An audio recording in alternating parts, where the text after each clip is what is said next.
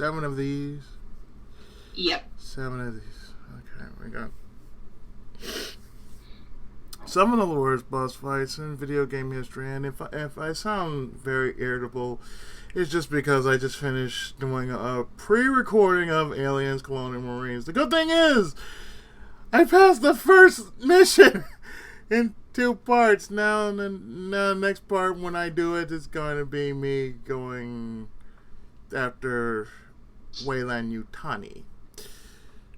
And you told me the weird part is it was splitting up 3 times by itself. It became sentient. That's what's so funny about it. Oh yeah, when you finally get the shotgun, I shotgunned the living shit out of aliens. It was beautiful. Anyway, 7 other words, boss fights in video game history. Yes, I'm partially tired, partially asleep, but I can still do this. Video game bosses can be glorious, memorable experiences. Or they can be so annoying or difficult that they make you want to crack your controller in half and give up on video games altogether. I never had that in my life. I never did that. I did. Well, I know you did.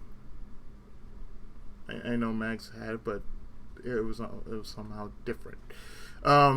Some might even be too hard for casual gamers. Most, of course, are somewhere in between. Not these bosses. The bosses below are some of the worst creations ever dreamed up by a video game developer. If you fought them, you probably remember, and you probably wish you didn't have to go through the awful experiences. These bosses are the worst. And most of what I checked out, I only know of one, because I never played any of those other games in all my life, let alone would I care to play them. Starting with, what is it, number 1. Dark Souls, Bed of Chaos. Dark Souls. Guess what? I don't play Dark Souls. Too many people play Dark Souls enough as is.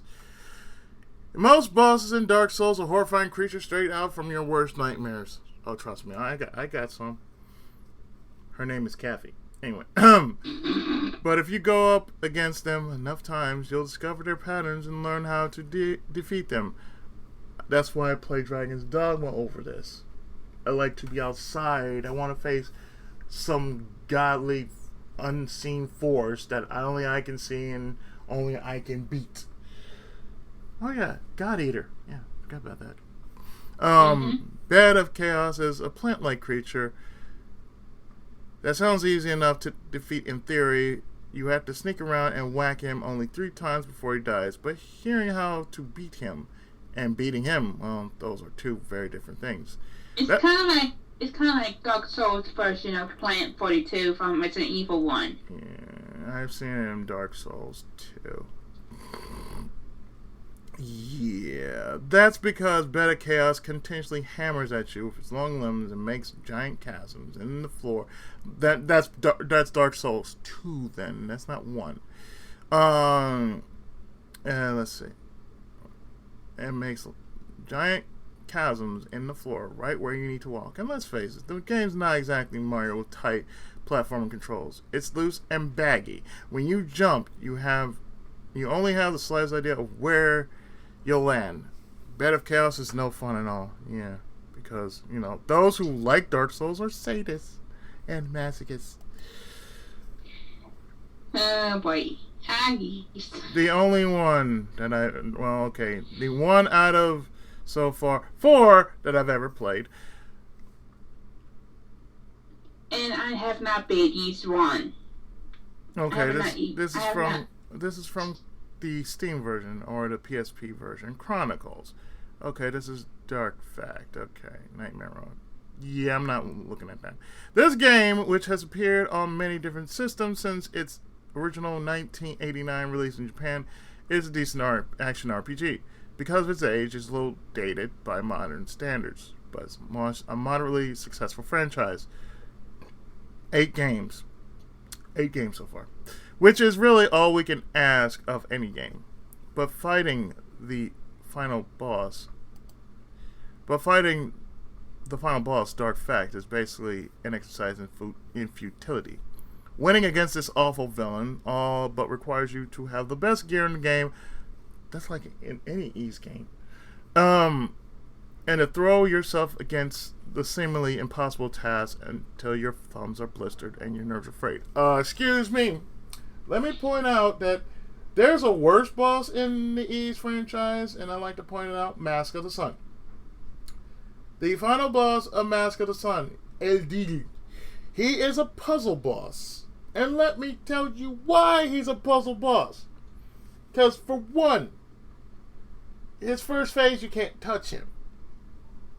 You have to basically use the Twilight bracelet or the Radiance bracelet to actually take off his armor, or rather, not take off his armor, but somehow weaken him. Weaken him, yeah, that's it. Weaken him. You basically have to neutralize him, and then after that, then the second form, the second part of the match, you have to basically evade his fire until the 5 sages show up and blast the armor straight off him. And then the final part of the battle is that you have to defeat him.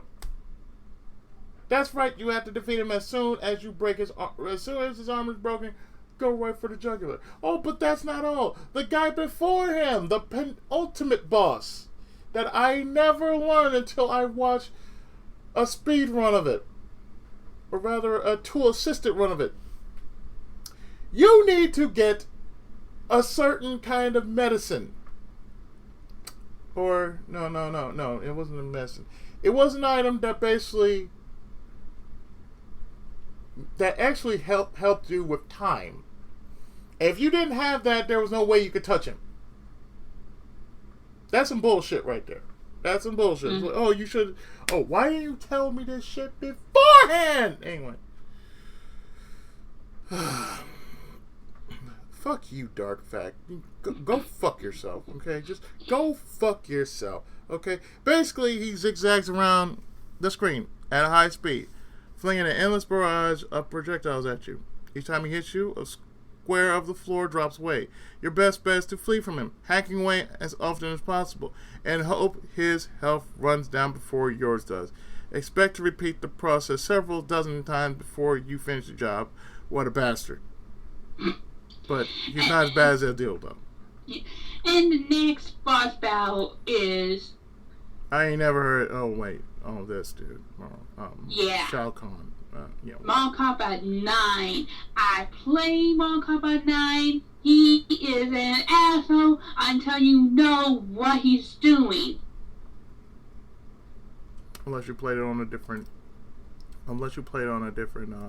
difficulty. Versions, I know. No, difficulty. I'm talking about difficulty. No, it's the same thing. I know. You cannot hurt him.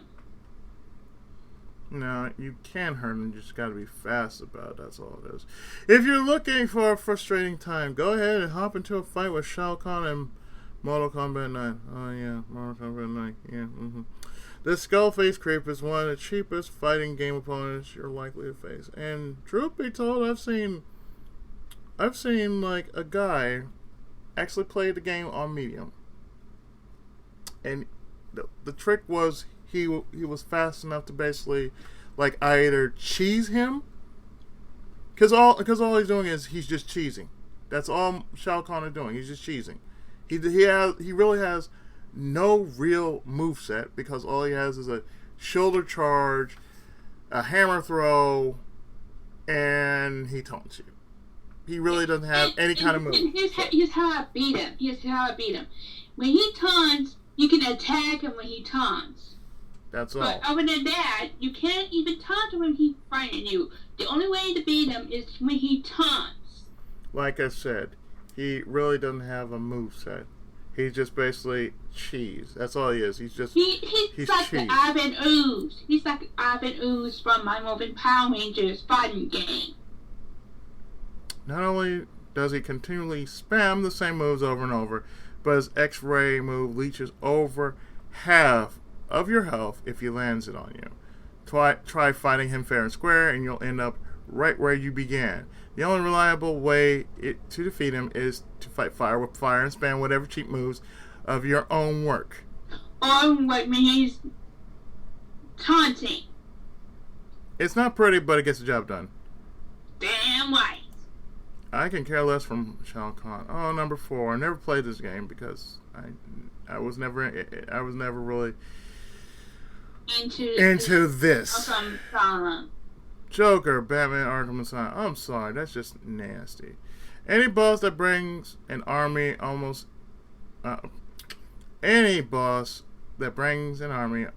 is almost guaranteed to be annoying. That's exactly what the super mutant version of Joker does at the end of Arkham Asylum. He follows you around a circular battlefield, swinging his mutant arms at you before hopping up onto a platform and sending waves of thugs at you. These thugs are incredibly annoying because each type requires a different set of moves to defeat. Throw in some exploding presents that fall from the sky, sporadic gunfire from the sidelines, and thugs that constantly sounding alarm to bring in reinforcements, and you're looking for a recipe at frustration. Yeah, no. And this is why you're going to do Telltale version of this. No, I couldn't really get that to work. They need to Lego Batman. They need to patch that, really. They really do need to patch that. Far Cry 3 never got into the series because I'm not interested in that series. Not all bad bosses are bad because they're frustrating to fight. We also have to acknowledge these bosses that are no fun to fight because you don't really have to fight them at all.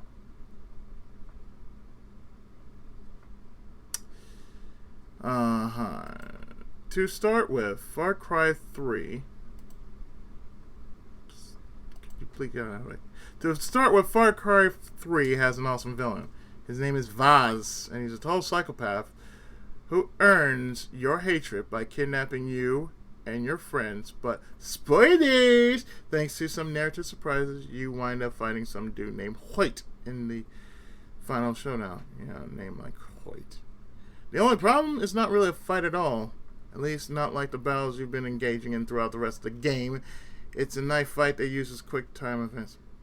Everyone loves quick time events. Not.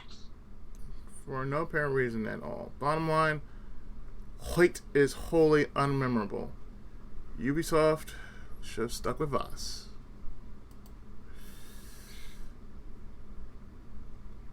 A game that I have played, but I've never played the other 2 games.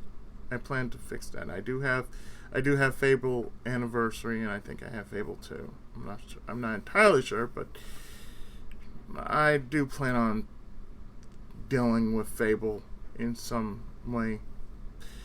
Another boss battle that's easy to forget is the one against Lucian Fairfax, the shadowy villain of Fable 2. He's a great villain and an awful human being, seeing as the game starts with him murdering your young sister and shooting you so that you fall out of a high window. Cut to the end of the game and he's got even more foul intentions in store for you and the world in general. Such a loathsome being. It would be a pleasure to duke it out against him using the combat skills you spent the whole game acquiring and honing. Instead, he delivers an insane monologue and the game basically pauses until you press a button to shoot him. One shot, Lucian falls off a platform into a deep pit, never to be heard from again. If there was an unsatisfying way to kill a final boss, this is it. Yeah, I would say that too. Yeah, I'm just gonna hear you monologue the entire time, and all I have to do is shoot you. How about you just come on down here so I can shoot you right in your face, just like you're a goddamn alien. I will shotgun you. I will make sure that you see blood everywhere. That I will make sure that you will have blood on your face, blood on your hands, and blood in between your nethers.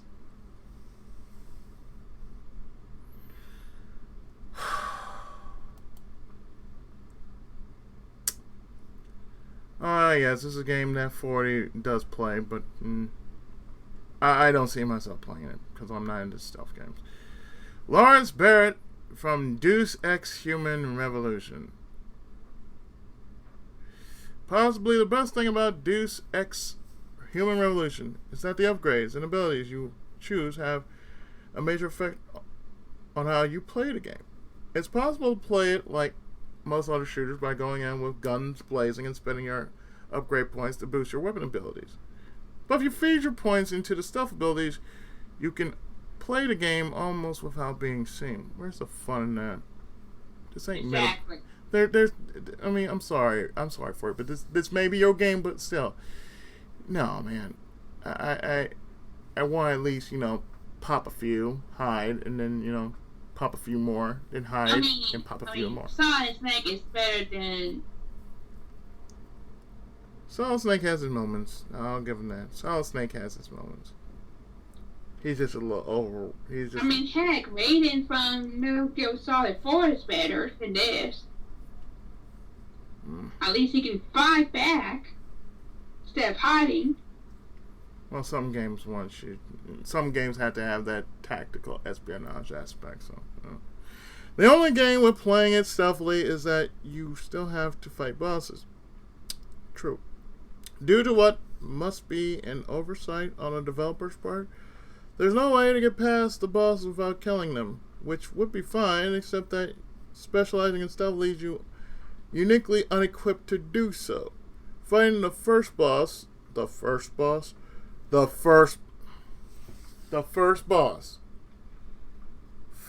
the first boss, Lawrence Barrett, offers a rude awakening to any players going the pacifist route. Oh no, it's not like Undertale. Oh no, you play that game on pacifist, you in for a rude awakening. No, I take that back. Not playing it. No. You play on pacifist will give you something. If you play it on genocide, which means you kill everyone, you're in for a rude awakening when you get to Sans. Sans don't play that shit. As his arm turns into a minigun and he has an unlimited supply of grenades. Good luck.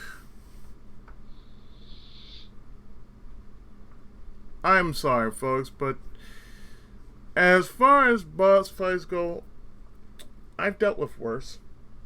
I've dealt with worse. I mean, I could say this: the worst I've ever actually done in Let's Play, and I can only say this: Lunar Magic School. At the very end of Lunar Magic School, you do fight a boss in which you do have to do the following. You have to whittle him down with your magic. Because, I'm sorry, but it's all magic. It's nothing but all magic. And if you don't have the proper spells, you're going to be screwed. Especially for your healer. If you do not have a proper healing spell, you're screwed.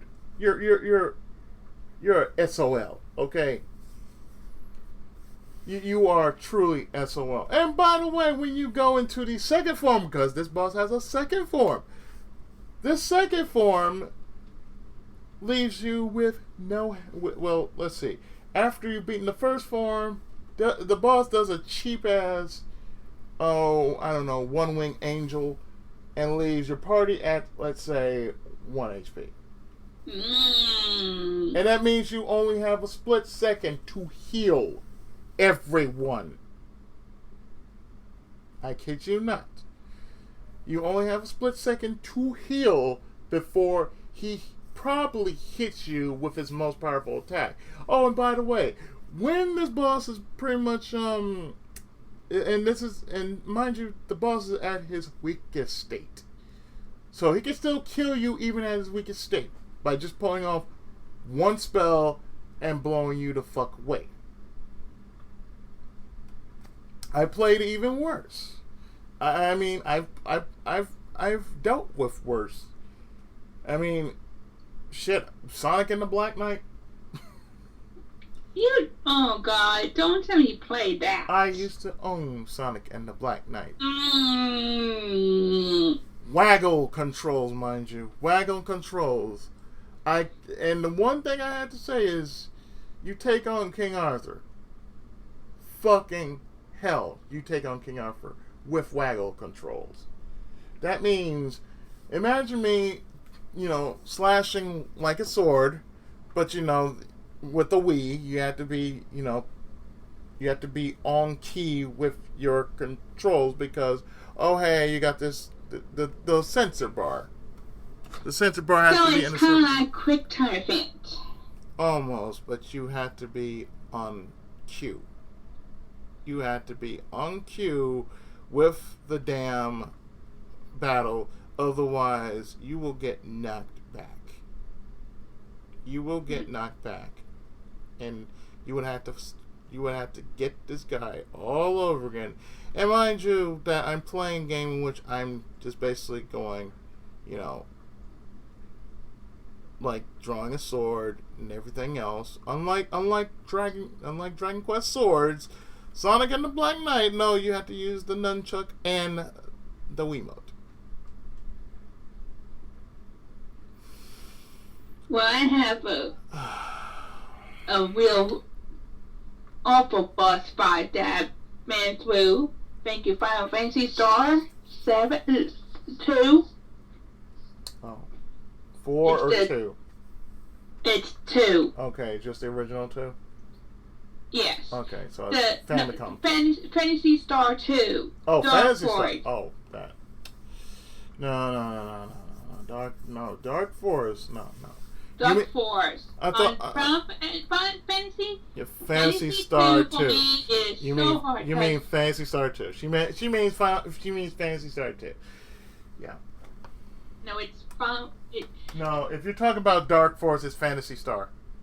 You're talking about Dark Forest, it's Fantasy Star.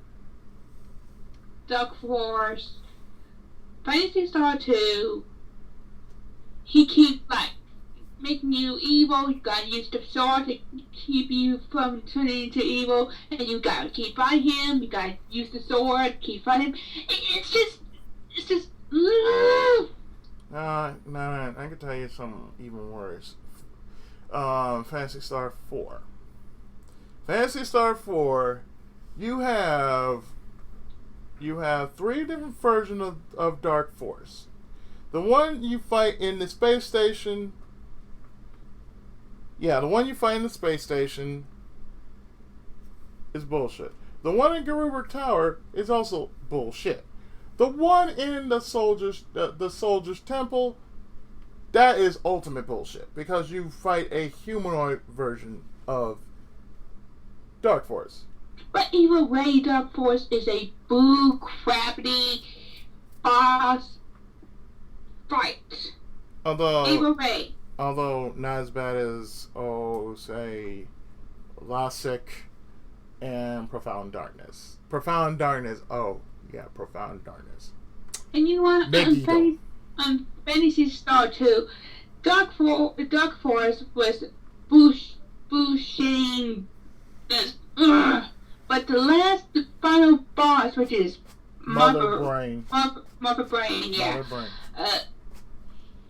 She's so easy to beat.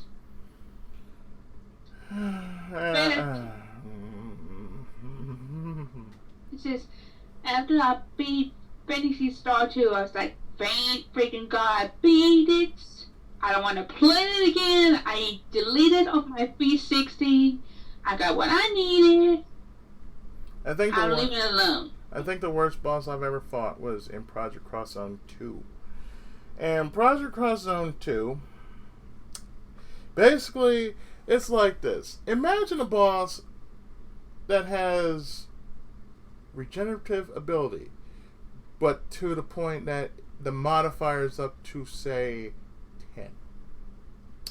You try hitting, and this is key, you try hitting the boss.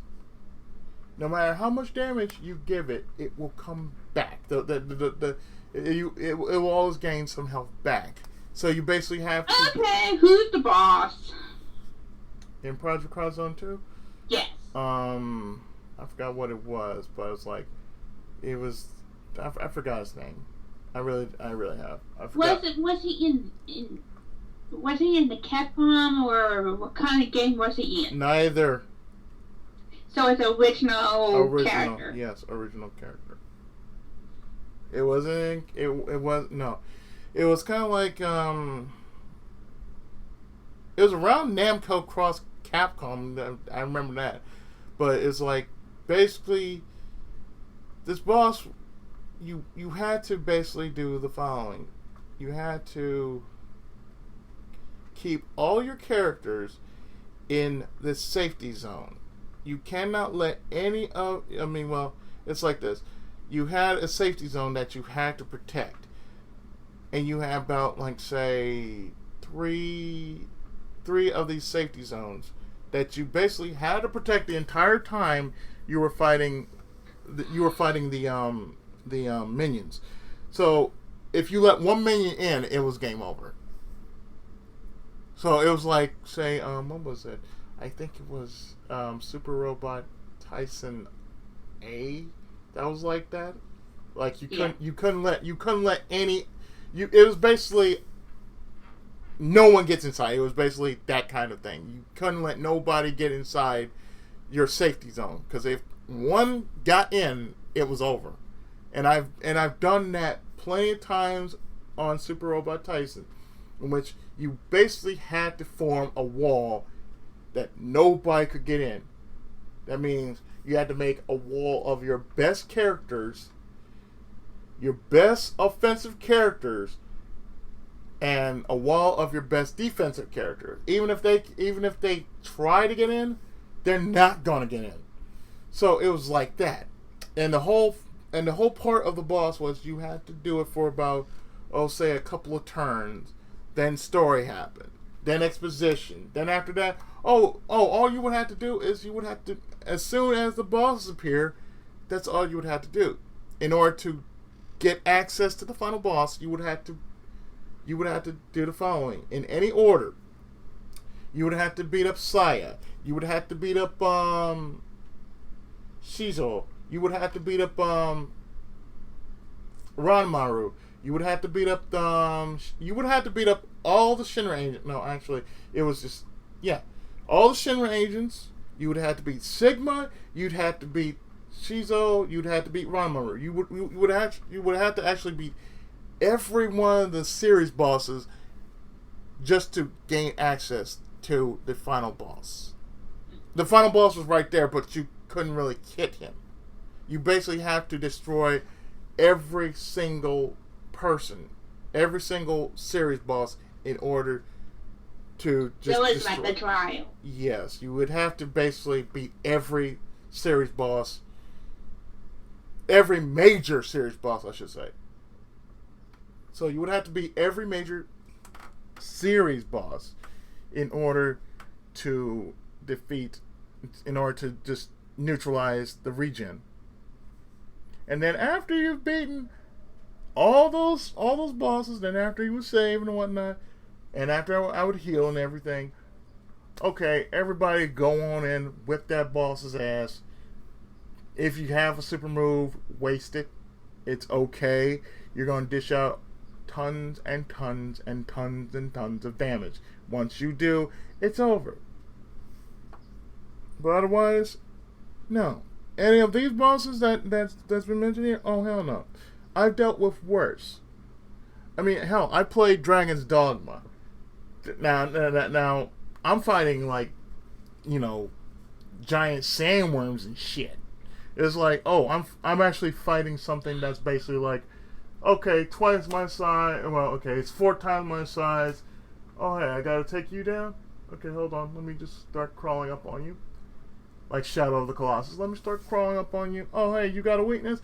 Let me just start hacking and chopping and hacking and chopping and piercing. Yeah, let me just keep doing this and doing this and doing this and yeah. Rinse and repeat. Yeah, but I'd rather do that than deal with something so cheap as, say, I gotta deal with a boss that has any kind of perks that give him an advantage. I'm like, okay, you're gonna do this kind of shit? If it was like X-Men Children of the Atom, that's that kind of cheapness that I couldn't take. Like, okay, I have a shield, and you cannot do anything except just spam special attacks. and I will every once in a while hit you with an attack of my own. It will take about a tenth to maybe a fourth of your health. Well, I think I have another worst boss, but it's in Final Fantasy 13, the first one, with Botanist and Orphan. And I think it has 3 forms. But the second form was a nuisance. Mm-hmm. Because he has this one attack that will HP down to 1 HP, and you got to hurry up and go to your heal class as fast as you can before he does that attack. I'm sorry, I would never play a Final Fantasy game that would just do all that. And I'm sorry, even I played 7, I played 8, I played 9. I need to finish 8, and I played most of the Final Fantasy games except for say 2, 4, 5, and 6. I mean, I played 1, I played 7, I played 8, I played 9, I played 10, I played 10 2, I played 13, and I played Mystic Crest, which technically it's a Final Fantasy. It's a Final Fantasy game, regardless of what people say. It's a Final Fantasy game. Yeah, it's just like the beginner version of Final Fantasy. Because all you need to do for the final boss is just cast Cure on him. Dark King, okay, all you do is bloop, bloop, Cassio. Before I knew about Cure on Dark King, I did not know about it until like a few years after I knew about it. I think I've already used that technique. It's like people call it cheap. I said no. If that means it's effective as all hell and it gives that much damage, no, I'm gonna keep using that. Like, oh, yeah, cure. If I do a LP of Mystic Crest, I'll choose the Dark King boss battle. Well, most times people don't like, well, you gotta be no. You had to choose that battle. It's like, yeah. Also on Final Fantasy 7, you can also choose the final. Well, not the final boss against Sephiroth, where you just use the Cloud's Limit Break, Ultimate Limit Break. The Omni Slash. Yeah, but before that, you can choose the Knights of the Round twice, using the ×2 with the Knights of the Round. I'm sorry, but to me that's like, I know, the most cheesiest thing. No, it's the most boring summon ever known. It's like, oh hey, nice around. As soon as you get him, like, okay, hold on, I'll be right back. What are you doing? I'm gonna make myself a sandwich. What are you gonna do? I'm actually gonna watch this go down, eat my sandwich on camera. I mean, that's the only thing I can do is, I just want to beat it quick. Like, I don't care. I just want to beat this boss fast. I prefer it to be luck based on my own, because I've actually done this to Sephiroth. I've actually scored the Lucky 7, and the beautiful thing is, it don't have to be with it don't have to be with anybody. It could just be with somebody. It's like, okay, you have to basically gain 777. Doesn't matter how, but if it somehow shows up, in order to get the 7777 damage, you have to get that. You have basically, it's like this. If somehow when you're cured up and you somehow hit 4 7s, it doesn't matter who is in your party. The beautiful thing about Lucky 7 is you will be You will have berserk status. You will have haste status. You will also just go full ape shit on whoever you're facing. Technically, I've done that once with Sephiroth. Just lucky 7 all the way through. Like, okay. I mean, even in my Let's Play, nobody fell during the final battle of Sephiroth because I had a good setup. I had double slash. I mean, I did the way that I've done it multiple times. Well, not multiple times. I've done it different times, but most times I lost people. I lost people in that fight. However, I did not lose anybody when I was doing it as a Let's Play. Because you know what to do. Yeah, it's like, oh, yeah, you can do 100%. I said, no. Nobody wants to see me go through. I said, nobody wants to see me go through. I mean, if everyone wants to see the 100%, just go watch Newbie Bonga doing that. Thanks a lot. But if you just don't want to see all that, then you can see mine. And it's not really a 100% run, but it's like the quickest run I know how to make it. So it's like, I think 31 parts or so. It's a somewhat odd run, but still it's like, well, you cheesed it. I said, yeah, I cheesed it. Yeah, whatever. I found most of what I got. It's like, who cares about how you beat it? Either it's cheesing it or doing it the right way. There is no right way. You just need to beat it. Yeah, you just beat the boss on your own way. The way I felt I'd done it was, I said, okay, for all intents and purposes, if you have Heiska, cast that. If you have Mighty Guard, cast that. And if you have something like double slash, quadra slash, if you have Knights Around, anything like that, or if you have Mime or something like that, cheese the living hell of that.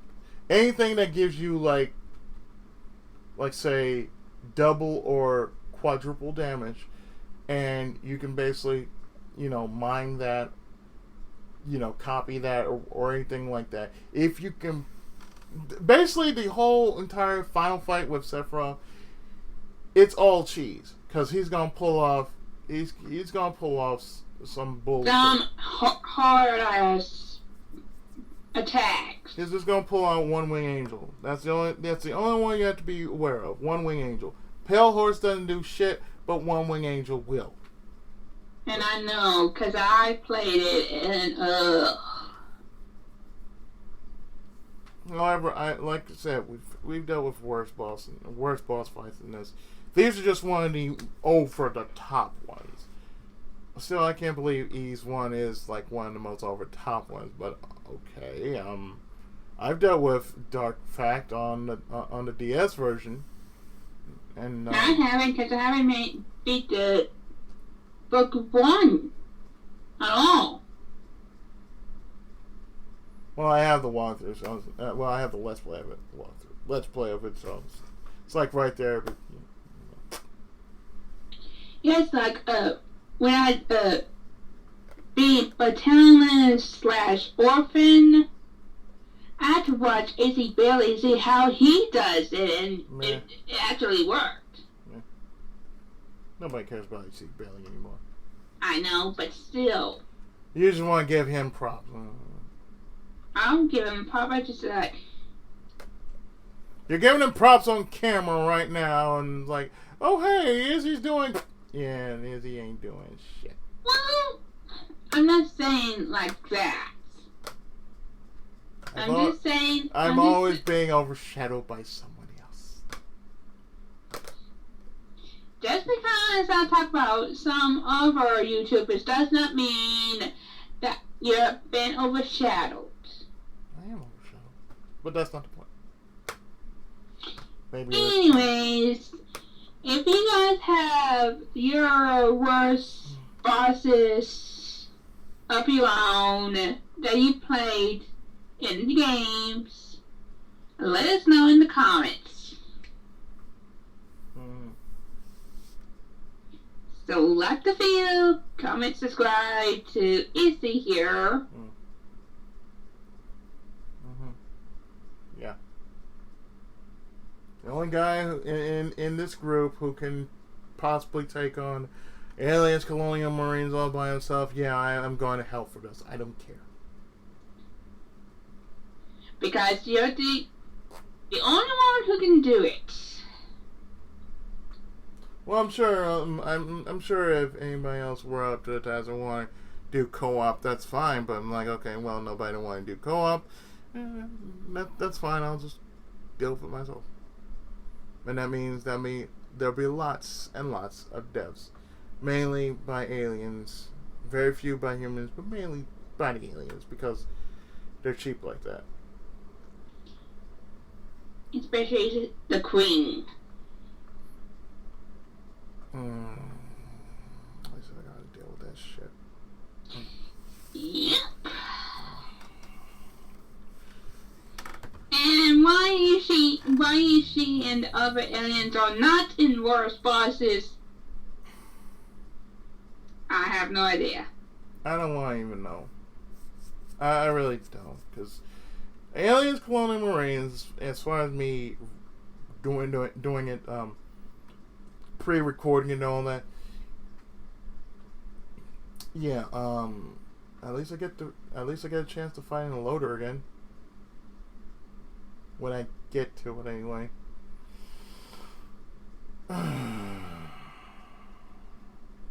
But that's for another time. So yeah, these are one of the 7 of the worst boss fights in history, and we shared ours. So please tell us what's yours. We'd be glad to hear from you.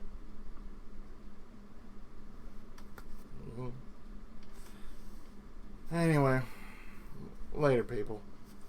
Bye.